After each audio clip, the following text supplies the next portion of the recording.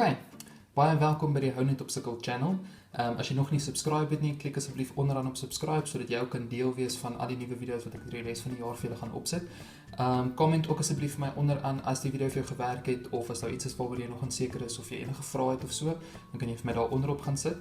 Jy kan ook daar vir my sê, byvoorbeeld 'n voorstel maak vir iets wat jy graag wil hê ek vir julle moet verduidelik. Jy is ook welkom om vir my 'n e-mail te stuur, so dan kan jy vir my soos byvoorbeeld 'n huiswerkvraag stuur, of enigiets wat jy uitdagend gevind het, en dan sal ek kyk of ek daarby kan uitkom.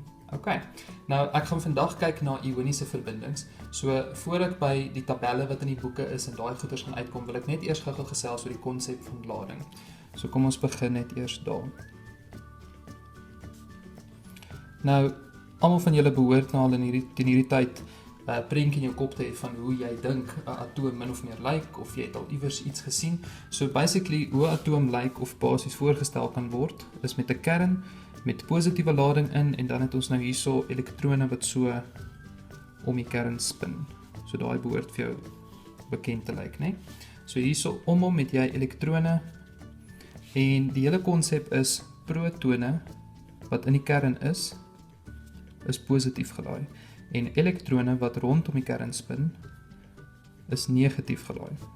Nou daar is 'n hele afdeling of 'n hoofstuk in die handboek wat gaan oor die atoommodel, maar hierdie ioniese verbindings is voor dit, so jy het nog nie regtig daarby uitgekom nie, so jy het nog nie die agtergrondkennis om regtig te verstaan wat hier aangaan tot jy nie daai hoofstuk afgehandel het nie.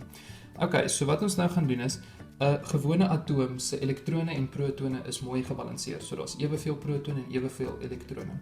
Maar wanneer hulle in 'n verbinding tree met mekaar, dan gebeur daar iets waar daar een van die atome elektrone oordra na die ander een toe, reg, in 'n ioniese verbinding. So dit beteken, jou een atoom gaan nou 'n tekort aan elektrone hê, want hy het bietjie verloor, en die ander atoom gaan elektrone te veel hê, of 'n oormaat gaan hê, reg? So wat ons gaan sê is, as iets positief gelaai is, dan beteken dit eintlik, hy het 'n oormaat protone. Of ons gaan sê, dit is 'n tekort aan elektrone. Want hy is te positief, reg? So hy het of te veel plusse in die kern, of ons kan dit sien as hy te min minusse. As ek vir meer elektrone gaan bygee, dan gaan die plusse en die minusse mekaar weer kan uitbalanseer. En dieselfde, as ek sê iets is negatief gelaai, wat beteken dit? Dan het hy 'n oormaat elektrone, of ons kan sê, hy het 'n tekort aan protone. Nou wanneer hierdie goeders bind met mekaar, is dit belangrik om te verstaan, dit gaan oor die elektrone. Die protone kan jy nie aan verander nie. Die protone sit binne in die kern van die atoom, so hulle is beskerm. Jy kan nie by daai protone uitkom nie. Maar wat wel kan gebeur is, die elektrone wat rondom spin, kan nou oorgedra word van een atoom na 'n ander atoom toe. Okay, so kom ons kyk net gou na jou periodieke tabel. As jy gaan kyk op jou periodieke tabel, ek het nou 'n kleintjie hierso gemaak. In die eerste groep het jy dan nou al daai alkali metale en alkali aardmetale. Hierso het jy al jou oorgangsmetale. Daarso praat ons van halogene en edelgasse. Okay? Nou waaroor dit gaan is, al die elemente wil eintlik soos edelgasse lyk. So hulle probeer 'n edelgasstruktuur aanneem. Nou later in die jaar sal jy presies uitfigure hoekom en hoe ons dit regkry en so aan. Al wat jy vir nou moet verstaan is, byvoorbeeld fluor wil soos neon lyk. So hy's een weg van hom af. So as hy een elektron kan bykry, dan sal hy soos neon lyk. En daarom sal ons daarso sê, fluor sal 'n -1 lading hê. Want as hy 1 kan bykry, 1 elektron kan bykry, en onthou 'n elektron is negatief, so dis 'n -1. Dan suurstof sal byvoorbeeld -2 wees. Stikstof sal -3 wees. Koolstof praat ons van plus of -4. En die rede is, hy kan of 4 bykry om soos neon te lyk, of hy kan 4 afgee. As ons teruggaan 1, 2, 3, 4, dan word hy soos helium. Okay? Boor sal wees plus 3, want hy wil 3 afgee. So let nou op, as hy 3 elektrone afgee, as hy negativiteit verloor, dan word hy meer positief. Want onthou wat het ons hier gesê, iets wat positief gelaai is, het 'n tekort aan elektrone, of jy kan dit sien as 'n verlies aan elektrone. Hy het elektrone verloor, dit is hoekom hy positief is. Okay, en dan al die groep 2 elemente sal wees plus 2, en daai sal wees plus 1. So So dis nou vaste lading. So as jy praat van 'n natrium, dan weet jy dis Na+. As ons praat van aluminium, dan weet jy dis Al3+. As ons praat van gewone suurstof, dan weet jy dit is O2-. Okay? Of -2. Maar die issue is hier in die middel. Hierdie elemente is verskriklik ver van die edelgasstruktuur af. Wat beteken hulle het nie vaste ladings nie. Jy kan nie vir yster al die pad elektrone gaan bygee tot daar aan die kant nie. Dit gaan nooit gebeur nie. So wat gebeur is, yster kan of byvoorbeeld 1 bykry, of net 2, of 3, of 1 verloor, of 2 verloor, of so aan. Reg. Met ander woorde, yster het nie 'n vaste lading nie. So as jy gaan kyk na daai ion tabelle van jou, sal jy sien daar's 'n stoknotasie wat hulle vir jou sê wat die lading van die yster was. Hulle sê vir jou dis byvoorbeeld yster 2+ of yster 3+, want hulle moet. As hulle nie vir jou sê nie, hoe gaan jy weet wat in hom gebeur het? Maar al die ander elemente wat hier langs die kante sit, is vas. Hulle het vaste ladings. Okay. So as ons net gou gaan kyk na daai tabel van julle, jy behoort iewers in jou handboek so een te hê. En daar het hulle vir jou alles mooi uiteengesit. Daar's negatiewe ione, hierso is positiewe ione. So negatiewe ione, hoe het hulle gevorm? Deur 'n elektron op te neem, né? Of 2 of 3. So hulle het ekstra elektrone. Dit is hoekom hulle negatief gelaai is. En wanneer ons kyk na positiewe ione, dan het hulle elektrone afgegee. Dit is hoekom hulle positief gelaai is, want hulle het eintlik 'n tekort aan elektrone. En dan elektrostatika sê vir ons plusse en minusse gaan mekaar aantrek en dit is hoekom hierdie ione eintlik dan nou aan mekaar gaan vasplak. So jy sal nooit 'n positiewe lading en 'n positiewe lading aan mekaar kan sit om 'n nuwe molekuule te vorm nie. Reg, dit gaan altyd 'n plus wees met 'n minus. So vir vandag gaan ek dan nou kyk na iets uit die onderste tabel plus met iets uit die boonste tabel. So 'n plus en 'n minus wat ons aan mekaar gaan vassit. So kom ons begin net eers daarso met ons eerste voorbeeld. So ek gaan net gou hierso sê voorbeelde. Nommer 1. As ons gaan sê jy wil byvoorbeeld natrium en swaal aan mekaar laat vasplak. Hoe gaan jy dit doen? Wat gaan die formule wees daarvan? Wat gaan die naam wees daarvan? So as jy nou gaan kyk na jou periodieke tabel. Natrium is in groep 1, so jy weet dit gaan Na+ wees. Swaal is daarso in groep 6, met ander woorde hy gaan -2 wees. So jy sit eintlik met 'n Na+ en 'n S2-. Okay? Nou wanneer hulle aan mekaar vasplak, dan moet die lading eweredig versprei en dit moet opeindig op 0. Met ander woorde, al die plusse en al die minusse moet uitbalanseer. Jy moet dit maak uitbalanseer. So as jy gaan kyk, dink aan wiskunde. As hier staan +1 en -2 en jy probeer by 0 uitkom, wat kort jy? Jy kort nog een van hierdie +1's, né? Want +2 en -2 sal by 0 kan uitkom. So dit sê vir jou, aan hierdie kant het jy 'n vaste lading van -2, aan hierdie kant soek jy 'n lading van +2. So wat gaan jy met daai ouetjie moet doen? Jy gaan hom moet verdubbel. So die formule gaan opeindig op Na2S. 2 natrium sal verbind aan 1 swaal. En nou as jy die tabel geleer het, ongelukkig is dit leerwerk. Daar's nie 'n manier om dit maklik te onthou of iets soos dit nie. Jy gaan moet gaan sit en jy gaan dit moet gaan leer, reg? So daarso gaan ons dan nou sê die naam sal wees natrium en 'n gewone S se naam is 'n sulfiet met 'n D aan die einde. En jy kry sulfiet met 'n T, jy kry sulfaat, so dis hoekom ek sê, jy gaan daai tabel uit jou kop uit moet gaan leer, dat jy kan onderskei tref tussen watter een is watter een. Okay, so nou wil ek ook net vir julle 'n ander manier wys hoe om hierdie te visualize. As jy gaan sê Na+, het ons gesê dit is iets wat 'n tekort het aan 'n elektron, en 'n S2- is iets wat 2 elektrone te veel het. So ek gaan nou vir julle soos puzzle blokkies maak. Kom ons sê S2- het 2 elektrone te veel. Dan lyk dit amper soos dit. So hy het 2 elektrone wat hierso uitsteek. So jy kan daai sien as 'n ekstra elektron. En dan, hoe lyk 'n natrium? Is Na+, wat beteken hy het 'n tekort aan 1 elektron. So hy het 'n gap. So as jy daai puzzle stukkie mooi daar gaan oppas, daar gaan jou Na+ sit. En nou kan jy sien, vir die ding om mooi te verbind, kort ons nog 'n Na+. Reg? So nou gaan die natrium dink hy is tevrede, want hy het nou daai ekstra elektron wat hy gekort het, gekry. En die swaal gaan dink hy is tevrede, want daai 2 wat hy te veel gehad het, behoort nou eintlik aan 'n ander atoom. So hy is nie meer ge-worry met hulle nie. Is julle by? So nou van daar af, kom ons probeer 'n tweede een. Ek gaan vir julle gee, ek gaan kyk. Kom ons vat byvoorbeeld kalsium met chloor. So nou gaan jy terug na jou tabel toe. Jy kyk waar is kalsium. Kalsium is in groep 2, so dis Ca2+. En chloor is in groep 7, met ander woorde, hy sal -1 wees. So om hulle uit te balanseer, hierdie kant sit jy nou klaar met +2, so daai kant moet jy opeindig met -2. Want hulle wil altyd uitkom by 0. So jy gaan van hier af 2 van daai klore nodig hê om dit reg te kry. So die naam gaan wees CaCl 2 keer.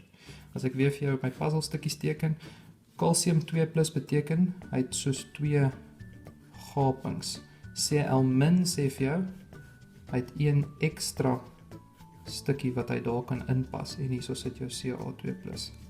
Ok, let net op wanneer ons die molekule geskryf het, wanneer ons nou daai CaCl2 skryf ek nie die ladings nie, want verstaan, die ladings is weg. Jy het die 2 plusse met die 2 minusse uitgebalanseer, so die effektiewe lading is nou 0. Daar's nie 'n oormaat protone meer nie, daar's nie meer 'n oormaat elektrone, of 'n tekort aan elektrone, of 'n tekort aan protone.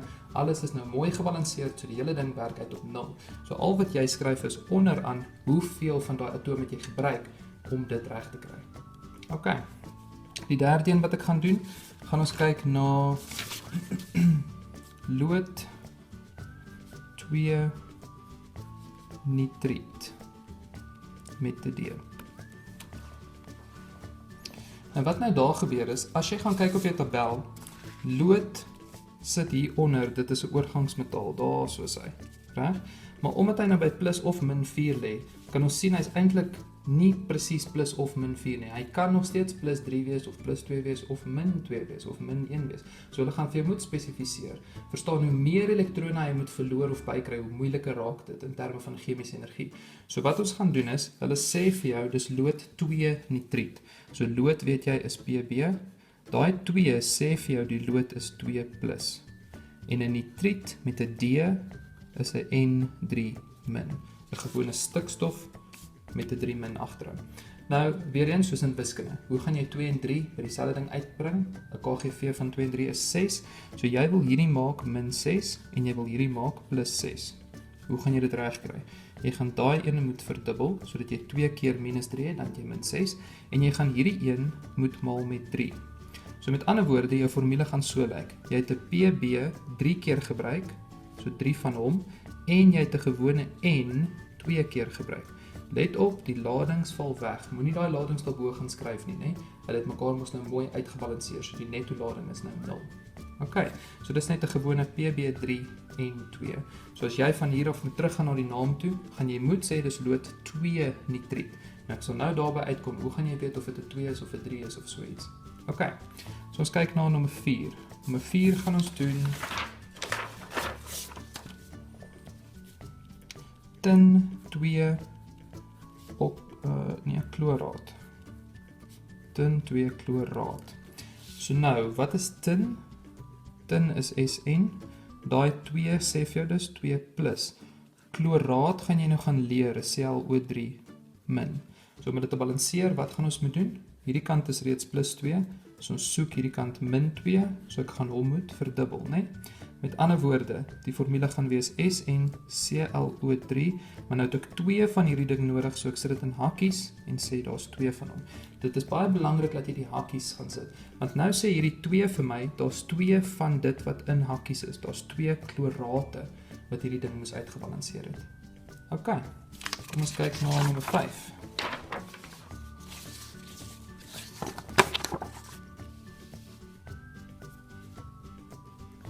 Nommer 5 gaan ek doen yster 3 oksalaat.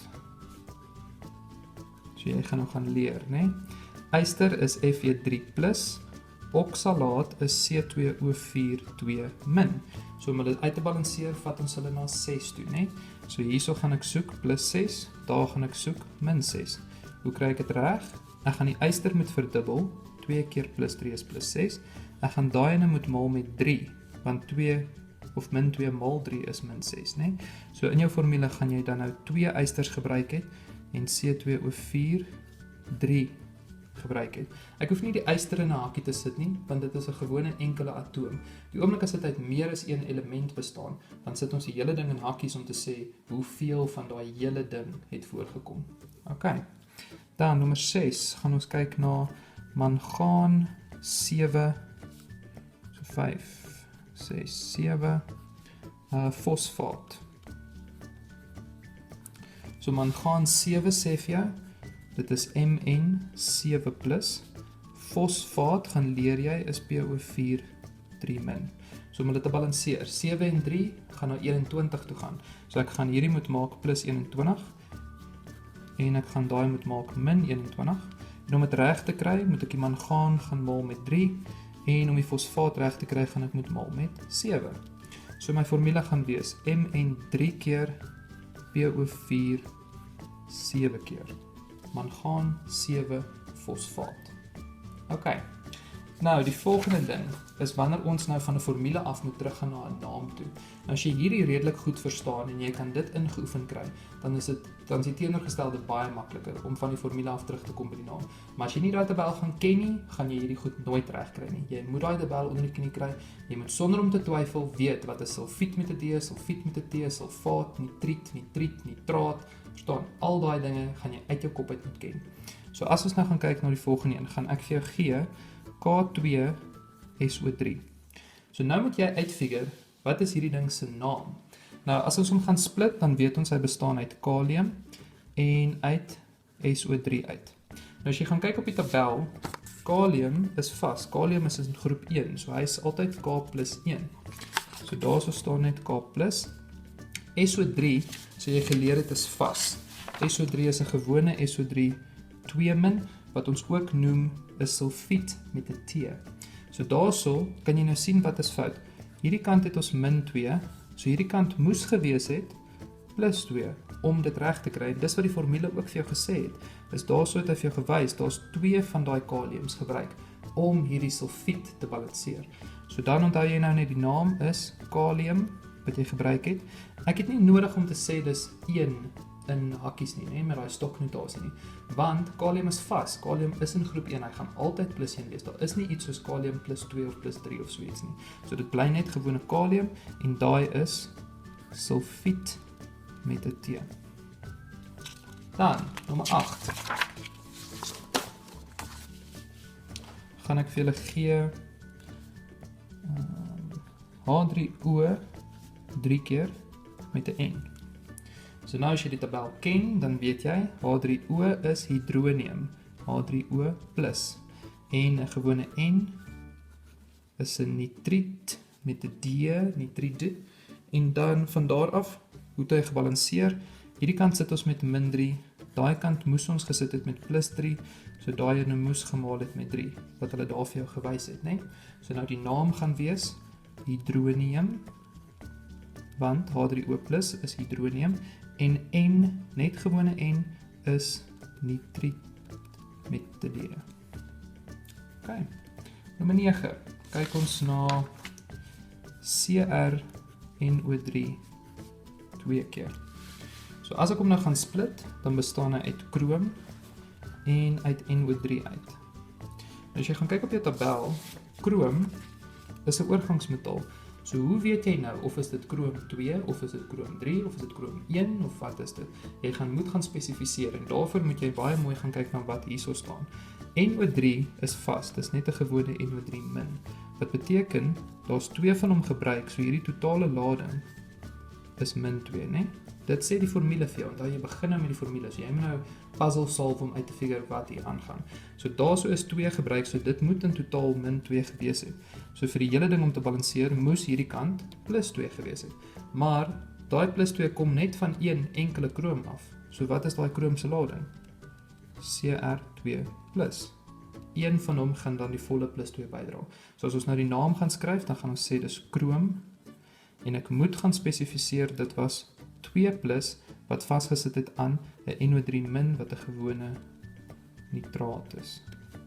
Krom 2 nitraat. Daai 2 is bitter belangrik. As jy dit gaan uitlos, is dit verkeerd. Jy gaan nie die punt kry nie. OK. Nommer 10. Kyk ons na Fe2O3.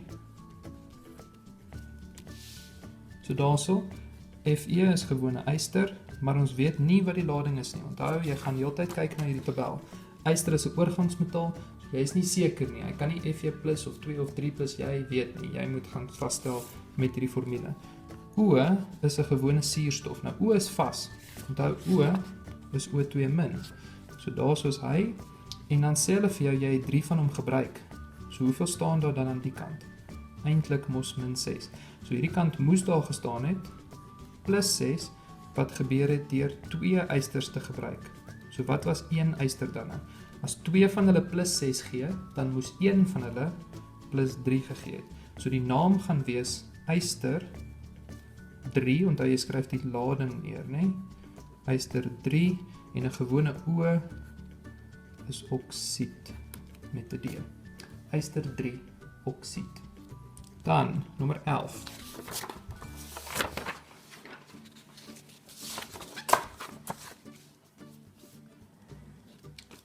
En dis ook ons laaste een. Gaan ek vir jou gee Ci3PO4. So ons gaan split hom weer. Daarso is Ci, maar ek weet nie wat hy is nie. Daar as jy gaan kyk op jou tabel, koper is 'n oorgangsmetaal, so jy weet nie wat hy is nie, jy moet eers gaan uitfigure. En dan PO4 is 'n fosfaat-ion, dis PO4-3-. En ek het net een van hom gebruik. Onthou, daar's nie hakkies om hom nie. Daar sê nie jy 2 of 3 van hom gebruik nie, so dis net een enkele fosfaat. So hierdie kant dra by -3, so hierdie kant moes gewees het +3. Maar ek het 3 kopers gebruik om dit reg te kry. So 3 keer wat gee vir jou 3? Die koper moes dan +1 gewees het, né?